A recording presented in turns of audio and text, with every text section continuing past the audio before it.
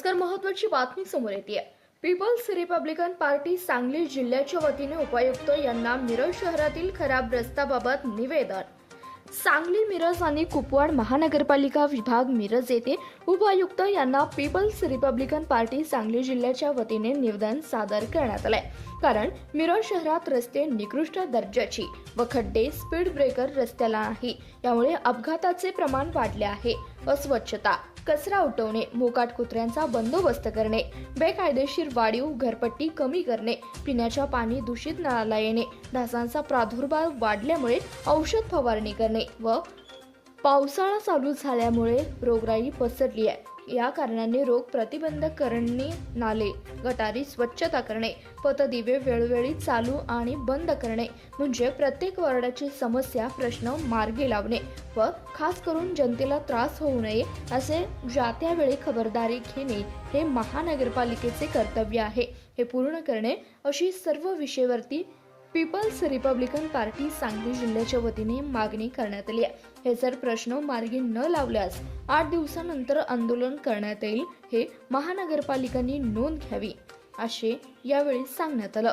यावेळी उपस्थित पदाधिकारी सांगली जिल्हा अध्यक्ष इजाज भाई मोमीन, सांगली जिल्हा संघटक गुलाब रसूल शेख, सांगली शहर जिल्हा अध्यक्ष अकबर सय्यद, मिरज शहर उपाध्यक्ष शुभम वारे, समीर मुल्ला, मेहबूब शेख, तौफीक करीम खान, फयाज डांगे, अहमद शेख, असिफ शरीफ मसलत, शुभम नाईक, तौफीक शरीफ मसलत, राहील पाऊसकर, राजू कांबळे व सांगली जिल्ह्यातील सर्व कार्यकर्ते उपस्थित होते।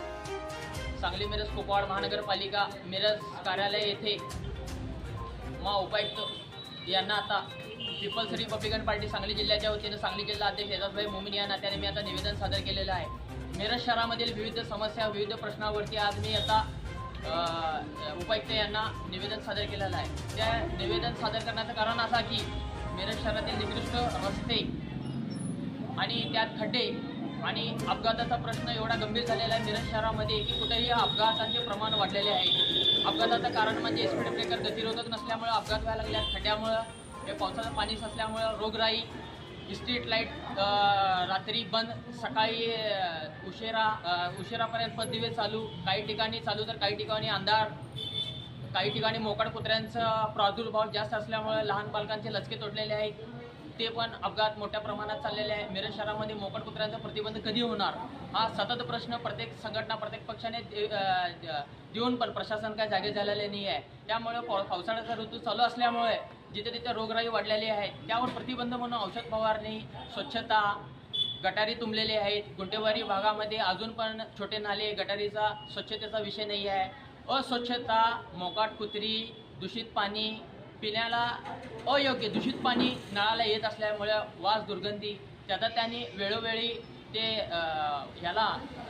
जल विभागाला सांगून परत महानगरपालिकेने तिथं लक्ष घालून तिथं ड्रेनेज लाईन स्वच्छ पाण्याच्या पिण्याला जर लागले असेल, तिथं गळती चालू असेल, त्यामधून जर दुर्गंधीचा वास येऊन दूषित पाणी येत असेल तर त्यांनी त्याच्यावर वेळोवेळी त्याची कारवाई करावी आणि ते स्वच्छ पाणी जनतेला यावं। कारण जनता या सर्व प्रश्नाला त्रस्त झालेली आहे।